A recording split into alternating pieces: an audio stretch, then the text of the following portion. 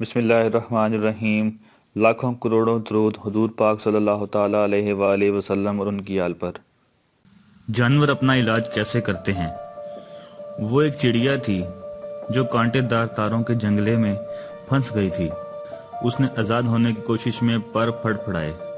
اس کوشش میں اس کی ایک طرف کی پسلی زخمی ہو گئی اور وہ جنگلے میں جھولنے لگی۔ ایک رحم دل لڑکے نے اسے مصیبت میں دیکھا تو نہایت احتیاط سے جنگلے سے باہر نکال کر گھر لے آیا اور اس کی مرہم پٹی کر کے چھوڑ دیا۔ چڑیا نچلی پرواز کرتی ہوئی ایک درخت پر جا بیٹھی۔ سب سے پہلے اس نے چونچ کی مدد سے پٹی کھولی اور پھر زخم کے ارد گرد کے بال نوچ ڈالے۔ 3 دن بعد چڑیا کا زخم بالکل ٹھیک ہو گیا۔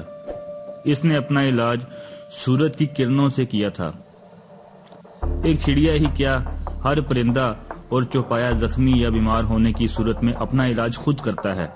وہ انسانوں کی طرح ڈاکٹروں اور طبیبوں کے پاس نہیں جاتا۔ آئیے دیکھتے ہیں حیوانی دنیا کے باسی اپنا علاج خود کس طرح کرتے ہیں۔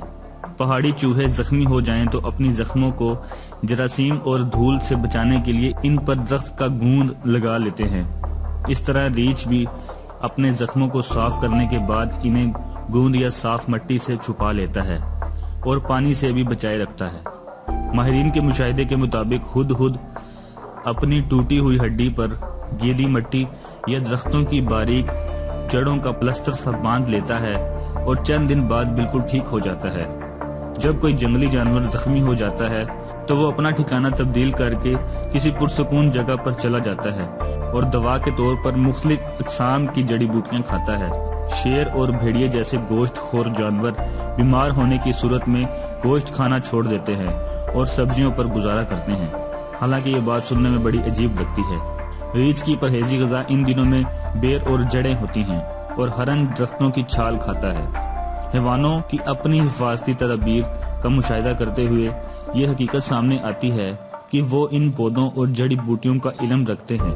یہ نقطہ اس بات کا ثبوت ہے کہ پرانے زمانے میں انسان نے علم طب کی ابتدائی باتیں جانوروں ہی سے سیکھی تھیں۔ مرغی برسات کے دنوں میں اپنے بچوں کو اس موسم کی بیماریوں سے بچانے کی خاطر نرم نرم گھاس تلاش کر کے کھلاتی ہے۔ بندر کو جلدی بیماریوں میں نیم کی کونپلیں توڑ توڑ کر کھاتے دیکھا گیا ہے۔ جب جنگلی جانور بخار میں مبتلا ہوتے ہیں تو ایسی جگہ ڈیرا لگاتے ہیں جو نہ صرف سایہ دار ہوتی ہے بلکہ وہاں کی ہوا صاف اور پانی بھی قریب ہوتا ہے۔ بخار کی شدت کم ہونے یا بخار ٹوٹنے تک وہ صرف پانی پیتے ہیں اور کچھ کھاتے نہیں۔ اسی طرح جس جانور کو جوڑوں اور عضووں کی تکلیف ہوتی ہے وہ ایسی جگہ رہائش اختیار کرتے ہیں جہاں سورج کی روشنی براہ راست اثر انداز ہوتی ہے۔ آخری عمر میں یعنی بڑھاپے میں ریچھ اور دوسرے کئی جانور گرم چشمے تلاش کرتے ہیں اور روز باقاعدگی سے وہاں جا کر غسل کرتے ہیں۔ جن جانوروں کو جوئیں یا پسو پڑ جاتے ہیں وہ مٹی میں لوٹنیاں لگاتے دیکھے گئے ہیں۔ آپ اس عمل کو غسل خاکی بھی کہہ سکتے ہیں۔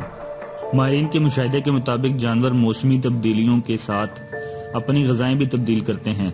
انڈے دینے والی چڑیا کیلشیم کی کمی کو پوری کرنے کے لیے ساحل سمندر پر جا کر گھونگے چن چن کر کھاتی ہے اور ہرنیاں میلوں دور تک ایسے پانی کی تلاش میں جاتی ہیں جس میں کیلشیم کی مقدار زیادہ ہوتی ہے۔ جب کسی زخمی عضو کے ٹھیک ہونے کا امکان 0 ہو جائے تو ڈاکٹر مجبوراً اسے کاٹ دیتے ہیں تاکہ دوسرے جسمانی حصے خطرے سے محفوظ رہیں۔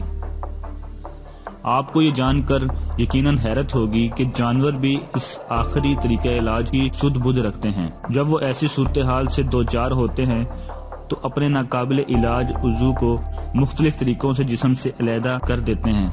جب کسی جانور یا پرندے کا کوئی عضو جال میں پھنس جاتا ہے تو وہ اسے اپنے دانتوں یا چونچ کی مدد سے کاٹ کر آزاد ہو جاتا ہے، کیونکہ یہ بے زبان بھی جانتے ہیں کہ زندگی ایک عضو سے زیادہ قیمتی ہے۔ جزاک اللہ۔ اگر آپ کو ہماری ویڈیو پسند آئی ہے تو اپنے دوستوں کے ساتھ شیئر کیجیے اور مزید اچھی ویڈیوز کے لیے ہمارا چینل سبسکرائب کیجیے۔